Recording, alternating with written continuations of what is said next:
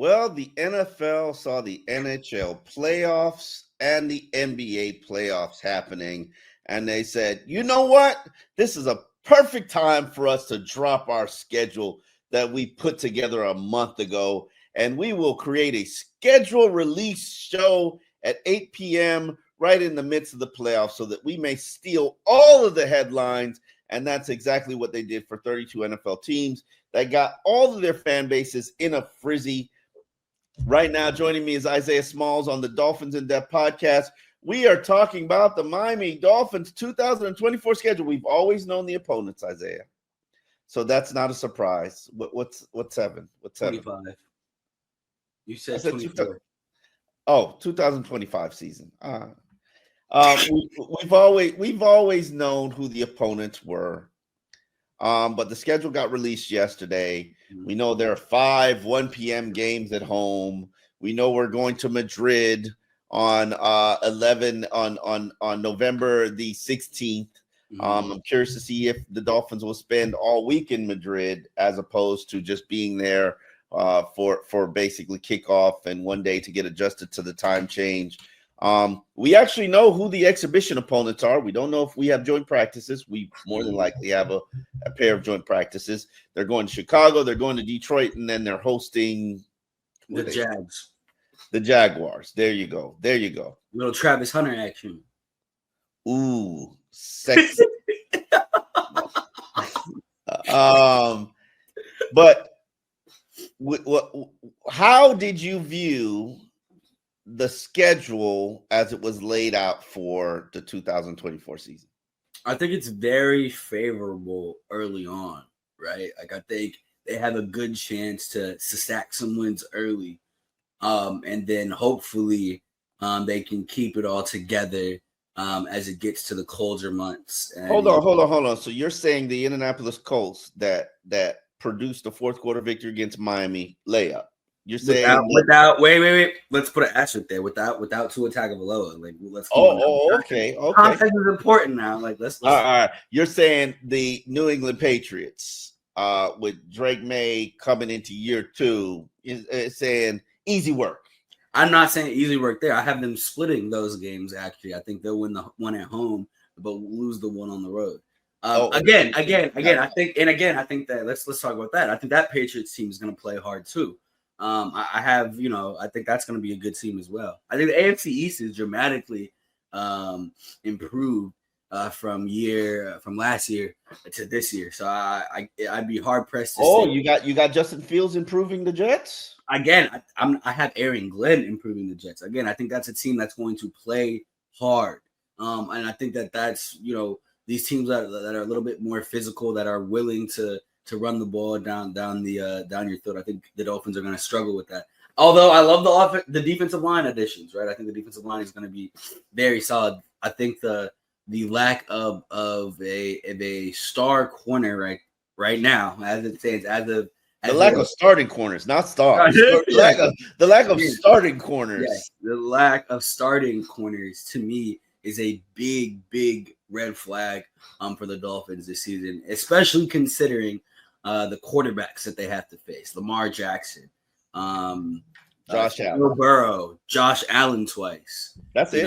Who else? Tampa Bay, Baker Mayfield. You Tyreek Hill now? You got Baker in your top 5? I don't have him in my top 5, but let's not act like he's doesn't have a hell of a receiving core, especially after they got Emeka Egbuka. Like that's that they still have an elite receiving core. Who healthy are you picking? Who healthy are you picking? Tua Tagovailoa or Baker Mayfield? Don't equate the weapons. Don't. We're not talking about the weapons. No. Talking about weapons. Tua. Yeah, okay. All right. Tua. Yeah. I'll stick with the home team on that one.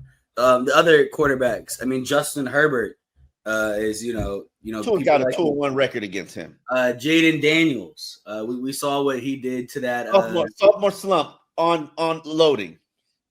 Sophomore slump, but they added weapons to him. Okay, that's cool. They do exactly what you're supposed to do for a young quarterback. You add weapons to a young quarterback.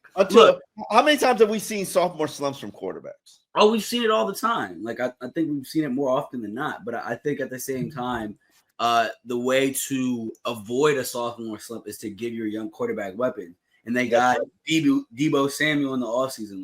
And I think that is, I think a lot of times when we talk about these offseason moves in May, it's like, oh, well, we kind of forgot about that. And well, is that going to be that good? And it's like, well, nah, like that was a very good move, in the mix of free agency, right? That was one of those that got the group chat jumping. So like I'd be hard pressed to just totally ignore the body of work that he showed last year, especially considering that we saw it first with him dotting up that Dolphins defense that was supposed to be quote unquote elite last year. We saw him make easy work and some of them. That's true. I'm not going to discount that. But I to counter your point, and I do agree with you. The first 8 weeks of the season, you got 4 road games. You got actually 1, 2, 3, 4, 5 road games, 4 home games. One. But I get 3. No, 5 road games, 3 home games, a Thursday night game, a Monday night game. Actually, one of my biggest mysteries is how did Dolphins get 2 Thursday night games? Since when did teams get 2 Thursday night games? But anyway, I'll put that to the side. We don't know who the Colts quarterback is. Drake May's a sophomore. Josh Allen, that's been your daddy for a while. He pays child support, so he gets to see his kids. The Jets. I'm not a big believer in Justin Fields. Yeah. Justin Fields, the athlete, yes. Justin Fields, the quarterback. Carolina.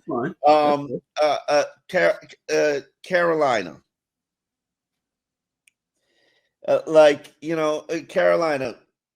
Do I really believe? I don't believe. I think they'll be better, but I don't believe. Chargers, Justin Fields. It's a John Harbaugh team. I would love to see where they are with John Harbaugh. Not John Harbaugh, Jim Harbaugh in year 2 of his program. Cleveland, we have no idea who the quarterback of the Cleveland Browns is. None, 0. You should do it, man. Yeah, I think it's Joe Flacco to be like. I'm not even joking. I'm pretty sure they said the starting quarterback right now is Joe Flacco. I'm a Joe Flacco fan from back into Delaware, represent Delaware. Yeah, back in 2008. Joe Flacco's time has been long past. Oh, of course. He's the check down king right now. Then you got Atlanta, Michael Penix Jr. in year 2, first year as a full-time starter. Those are a lot of winnable games. That's what I'm saying. That's about a 5-3 record to start heading into that Thursday night game against the Ravens. Honestly, I could see them going 7. You said 5-2. 5-3. Yeah. 5-3. I think foreseeably they could go 7-1 over that stretch. Listen, I think that stretch sets up either success or sets you up for firing.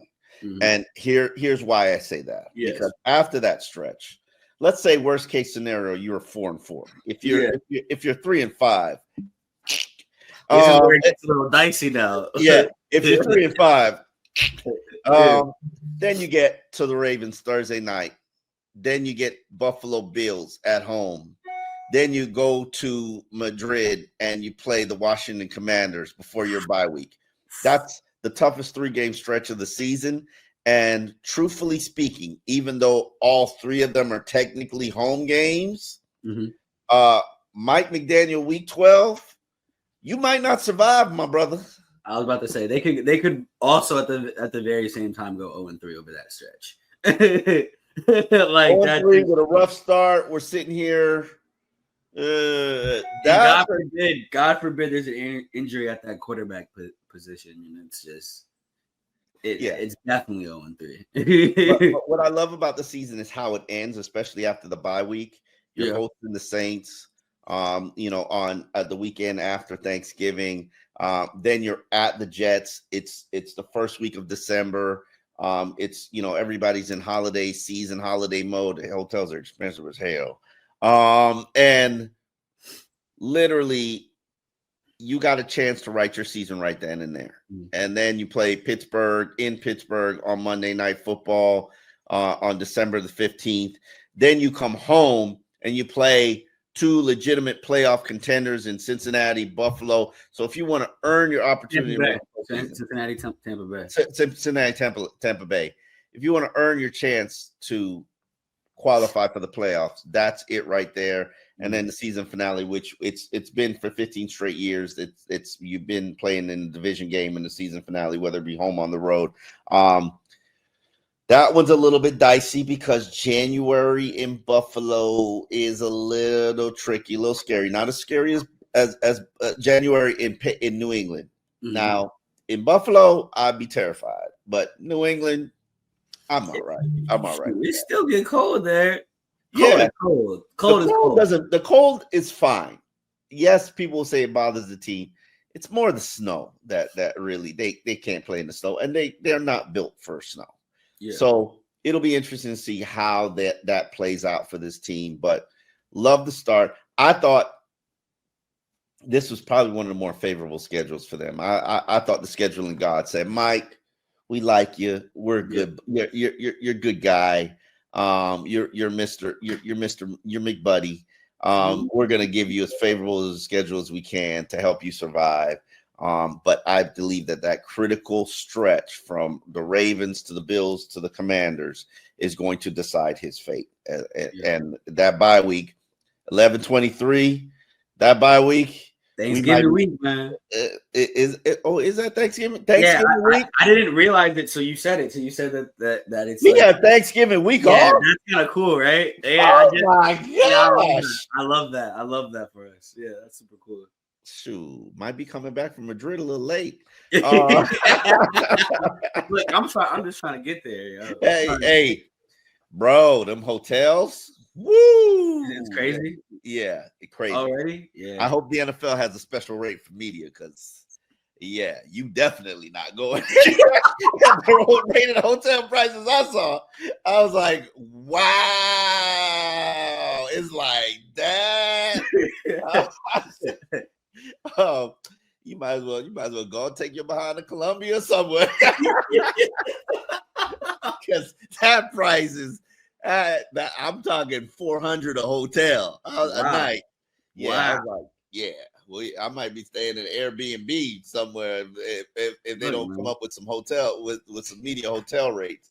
And I'm very curious to see if the Dolphins will. Usually, one team spends the entire week there. I can't remember if it's the home or the road team.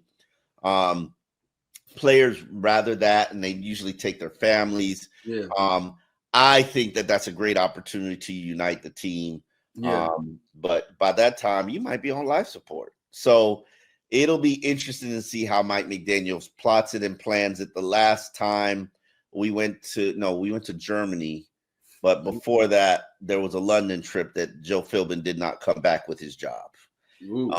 So that was, I believe, early in week 5. So that's crazy. Getting fired. Fired. Now you're not even on international. You're in international waters. Yeah, no.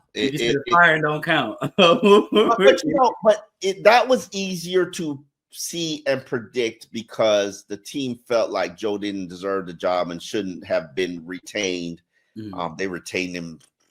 Steve Ross retained him after a miraculous fourth quarter victory over the Minnesota Vikings. Came in the locker room and said, "I'm going to give you a Christmas gift or something like that. Joe's coming back." And we're like, huh? And so we're the team. So was the team. They're like, yeah, this guy sucks. So the next year they came in and they were just going through the motions, and it looked like that until Dan Campbell took over. But that's part of Mike has to maintain command of his team and command of his locker room. I think that critical stretch that starts with Baltimore, Buffalo, Washington, that's going to be the breaking point for the season, either the catalyst or the breaking point for this team. That's what history says. Anything about the schedule concern you? I mean, look, man, I think some of those talks that I like that 3-game stretch, right? I think that's, to me, was the thing that immediately concerned me. But I think the the 5-game stretch at the end too is also a little bit much. Like, you scared of the Jets? I'm not scared of the Jets. Again, I'm scared of that cold. I'm scared of playing in that stadium, right? Then you got the Steelers, right? And again, we still don't know their quarterback, but again, cold. You scared of Skylar Thompson? Mason Rudolph? I'm scared of what. Well, I guess they traded away Pickens, but I was thinking I'm scared of what Aaron Rodgers can do with 2 elite receivers. We saw with that. Aaron Rodgers hasn't even decided he's going to play football, and on top of that, New Orleans looks pretty desirable to me. If I'm Aaron Rodgers, who are you throwing to? That's a problem that we can figure out. I feel you. But Pittsburgh got 1 receiver. That's true. I was kind of disappointed they traded away Pickens. I like the potential duo DK and Pickens. Oh no, that made a lot of sense. That makes a lot of sense. Yeah. If you're a problem, Mike Tomlin don't want you around. History has shown that, and he'd rather get rid of you early than get rid of you late. They got what would equate to the compensatory pick that they would have got for him, and some. So do the deal. Do the deal. Yeah. Does it make you a better team now? No. We say that one more time. Does it make Pittsburgh a better team now? No, not really. But if you look at what the Steelers have been, they've developed receivers. Mike Tomlin's whole career, he's developed receivers. That's true. And who was George Pickens before Pittsburgh Steelers developed him? No, that's true. That's very. I can't even remember the receiver before George Pickens, but he was a big time receiver too. Then you had the one that we had here, Chase Claypool. Wasn't it Deontay Johnson? He was the one. Yes. Pittsburgh Steelers, they develop receivers. It'll be interesting to see them develop quarterbacks because. Hey, I'm struggling in that regard since Roethlisberger retired for sure. Yeah. And they kept him a year or two too late too. So if the old man don't want to retire, I actually agreed with them because I hated the fact that we pushed out Dan Marino before he was ready to retire. So let the old man rock as long as he's going to rock. And he took them to the playoffs. Was he cooked by the end of the season? Absolutely. Yeah, definitely. Yeah. But Mike Tomlin has never produced a losing season, so it's hard for me to sit here and believe that he won't find a way to figure it out. That's what good coaches do. And if he doesn't, and he's fired, and we know who's going to be coaching the Miami Dolphins moving forward. Wait for me once. I refuse to let that happen again, man. No, Listen, I think Tomlin's going to be looking for an organization that will give him full control if that happens, and I don't think it'll happen. Mm-hmm. Even though Pittsburgh Steelers fans are a little bit crazy because they want to get rid of Mike Tomlin, come on down, we'll take him. I don't think they understand what it's like out here for the rest of us, not having like a good. Not to say that the McDaniel culture is bad, by no stretch of the imagination. Obviously, if you read my story in the Miami Herald, I'm doing my little Omar impression. If you read my story that's currently on the Miami Herald sports front page about the changing culture within the Miami Dolphins. Right? Yeah.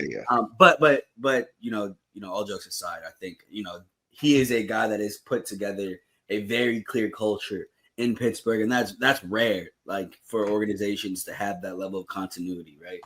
I think he's the longest tenured coach in all the sports. Wow. Yeah, he took over for Popovich when Popovich retired. Yeah, when Popovich retired, that was going to be my first. Wow, yeah. But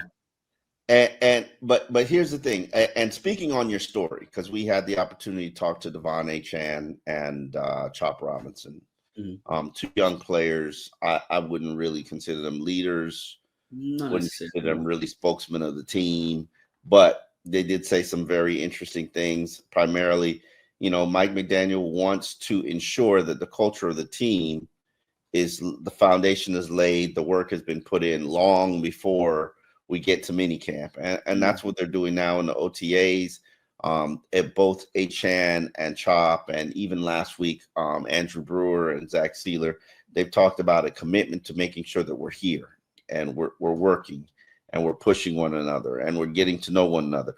But do you remember last year where we had guys like Jordan Poyer and everybody talking about, oh, we're hanging together and we're getting to know one another off the court, off the field, and I think one big difference, though, to your point, is it's happening earlier, right? And that's something that you spoke about, in depth before, like the fact that it's happening so early. Because if you go back and if you read like Bradley Chubb's quotes and Zach Sealer's quotes from around the on locker room cleanout day, they specifically mentioned that we weren't getting together during OTAs. Like it felt like the kind of the core nucleus of the team kind of got together much later than than they probably should have. And even McDaniel, looking back, I think McDaniel did a good job of kind of not throwing his players under the bus, right? But kind of just accepting responsibility for the situation a little bit. And so I think, just looking back, I think this is, and then fast forwarding to today, what we're hearing from the players, because Brewer and, Sealer, to your point, spoke about it last week, right? That, I think Brewer even said, like, everyone's always working hard, but it just seems like more people now are putting in that extra work, right? Guys are coming in on their off days, right?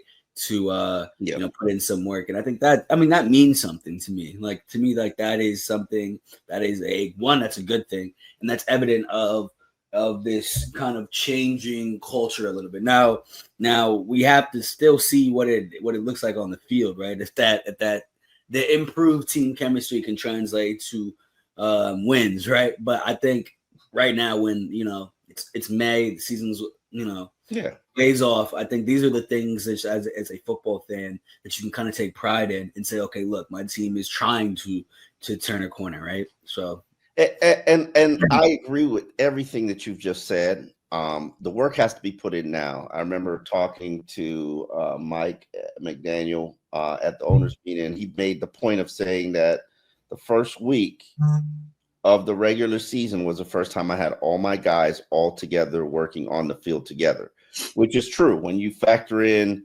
the tight end, why can't I remember his name? Jonnu Smith. He was battling an injury. Tyreek was battling an injury. At one point, Waddle was battling an injury. Mostert, was sparingly working and during the offseason program. Tua was holding out in OTAs and not participating in 7-on-7s. That adds up after a while. That absolutely adds up. So making sure that they're doing it, working on the field, getting continuity is important and is critical to this team's success.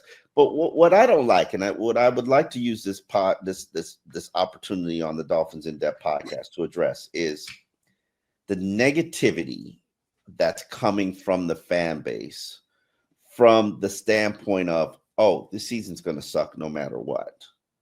Oh, why are we even trying? Why do we even believe? One, every team is different every single year. The Philadelphia Eagles, your beloved Philadelphia Eagles, they're going to be different this year. And that schedule is crazy, too. They might have one of the toughest schedules in the NFL, but that's not another different conversation. Keep going. Listen, Kansas City Chiefs, they're going to be a completely different team, even though the core and the nucleus. And every year it's a little bit different, and you don't know what kind of chemistry or flow or continuity you're going to develop in that season or during the off season. But I said this on radio on the QM, hosted Joe Rogan show this morning, and I firmly do believe this.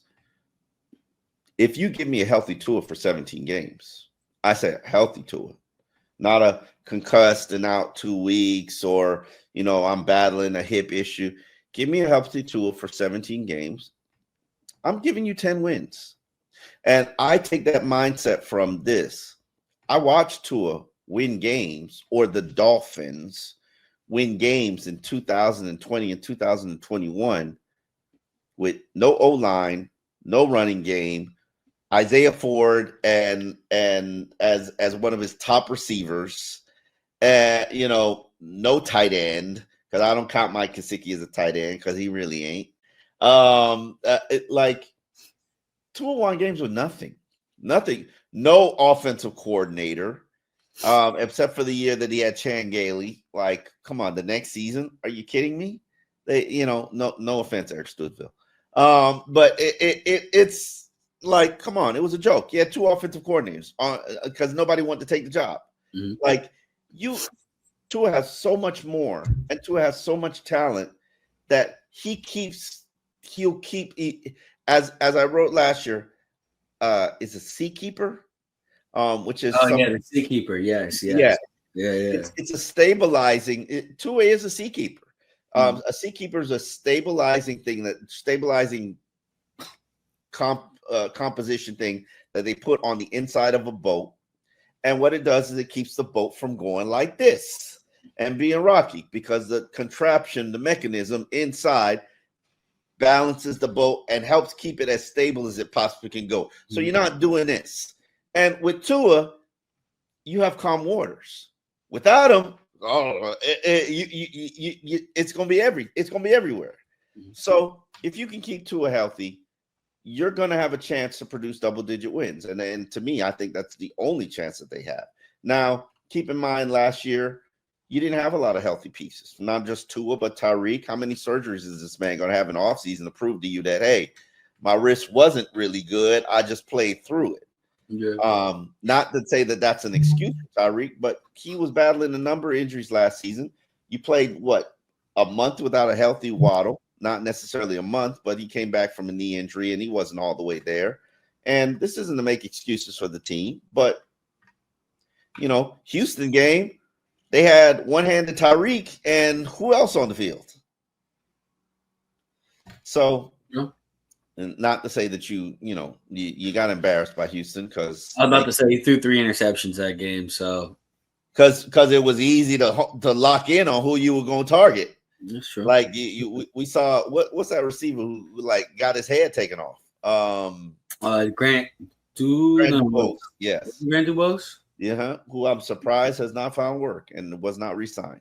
Mm-hmm. So it'll be interesting to see how these things play out.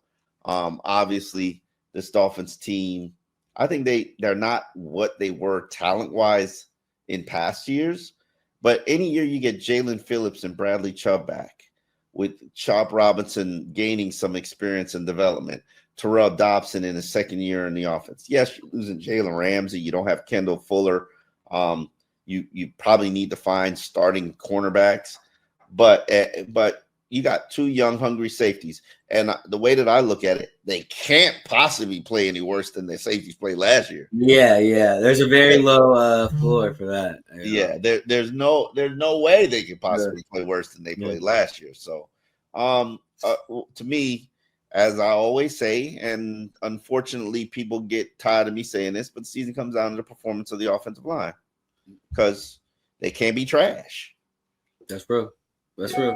That's very real. And I think that's ultimately, I mean, look, where you're going to find those 9th and 10th wins on that schedule. I mean, you're the guy. I'd be personally hard pressed to find those 9th and 10th. Any given Sunday. Any given Sunday, correct. But I just, Did you expect to lose to Indianapolis last year? Nope. Nope. But looking back, I see why. I definitely see why. I didn't expect them to get manhandled by the Tennessee Titans either last year.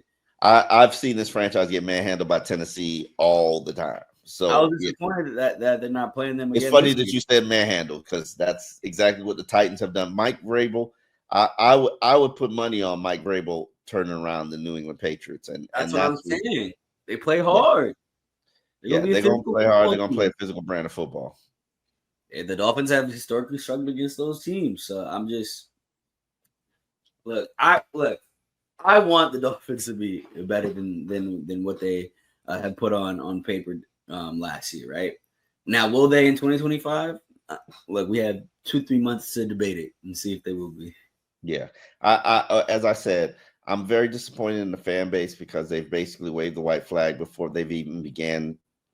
See, the team hasn't even gotten on the field for OTAs, and fans are waving the white flag. I'm like, let's give this team a chance. Let's give them an opportunity to sort of prove who they are. And as Devon Achane basically said, yeah, keep that. You don't believe in us that we're tough physical, that we could be a tough physical team. Keep that same energy till later on in the season. Yeah, I like that. I look. I would love to eat my words. You know, I would love for the fans to eat their words. Look, man. Let's bring physicality back to South Beach. Yeah, it'll be interesting to see how that plays out. On that note, thank you for watching Dolphins in Depth. We appreciate everybody who likes, subscribes, gets an alert for when these episodes come up. We will be back next week to give you a little bit more lay of the land of what's happening in the offseason program for the Miami Dolphins.